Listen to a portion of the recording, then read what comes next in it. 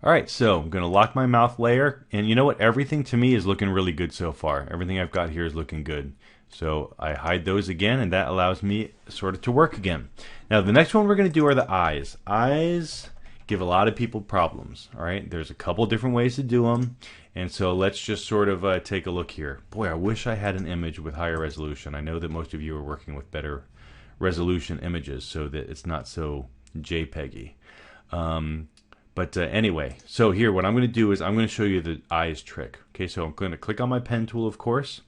And we can even kind of eyedropper in the eye color there. Wow, it's looking super pink. I'm going to eyedropper in my teeth color. A nice white area of my teeth. Your whites of your eyes are not perfectly white. Okay, I know you want them that way, but they're not. So we're going to pick a white.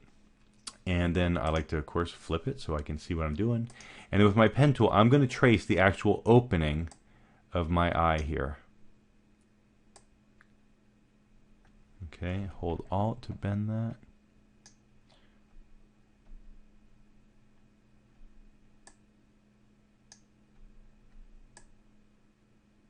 Oh, go back.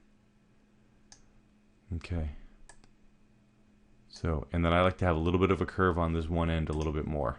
All right, so flip it. Now, does that look like an eye? No. Does it look creepy? Yeah. Don't worry about it. Okay, just like with the mouth, things look creepy when it's showing over your picture. All right, so don't sit and redo it over and over and over again. All right, so here's what we're going to do. Click on that object, flip the stroke and the fill. And now what we're going to do is your pupils in your iris, are they perfectly round? Yeah, they are. So don't draw it, dude. Come on. Use the ellipse tool and hold shift when you do, and that makes a perfect circle. Okay, and what I like to do is, you see that little dot there that represents the middle of the circle? I'm going to put that middle of the circle right in my pupil, right in the center of my pupil. Okay, and I can see that now it's a little too big, so I hold shift and shrink it down from the outside. And now I'm going to suck up the color of my eye. Not very visible here, so I'm going to grab it from over there. Okay, I've got kind of really grayish eyes. I do. Okay, it's a little darker than I want, but that's okay. And I'm going to flip that inside out. And now I'm going to trace my pupil. Again, holding shift with the circle tool, the ellipse tool. Right, I'm going to drag that ellipse to the size that I want it. Move it to right where I want it. Whoop, move the wrong one. And basically that little center point should be like totally on the exact same center point as the eyeball. Oh my gosh, it keeps...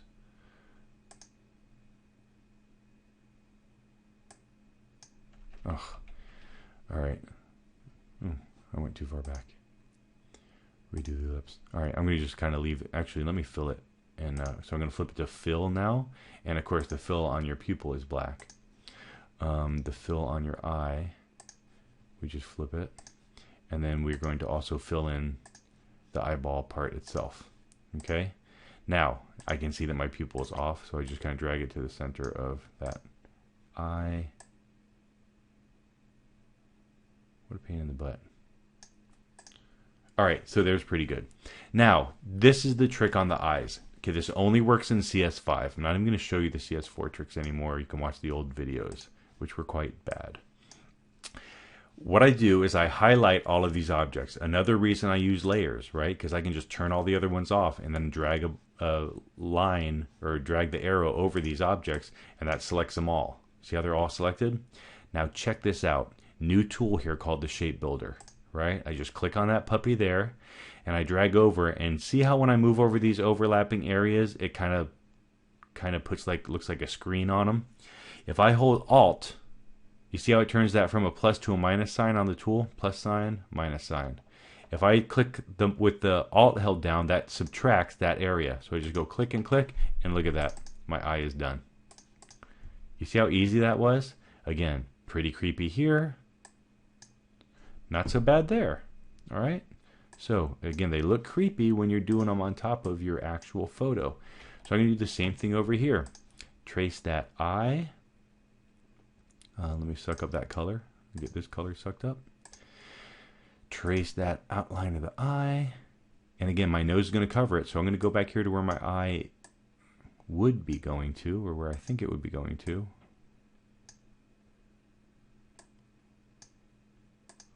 Okay, a little bit off, that's okay. Now I draw my circle here. And here's what I like to do with the pupil, so that they're kind of look more the same size. Is I like to just kind of drag a copy of that other pupil over there. Okay, now it's a little farther from camera, so it will be just a little bit smaller. But that's enough for me to get kind of close. Okay, and then this one, of course, I'm going to suck up the color of this eye.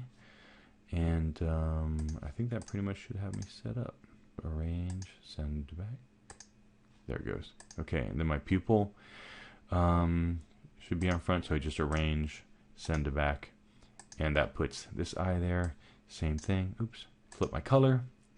Bang. Get my magic tool here, the shape builder tool. Hold Alt, delete that. Delete that. All right. Looking good. Boom, those are some good looking eyes. All right, so looking good. The next video, we're going to talk about the eyelashes and how do you get those little details around the eyes, because that's a big part of it. Because right now this looks weird. All right, so let's talk about how to de-weirdify your self-portrait.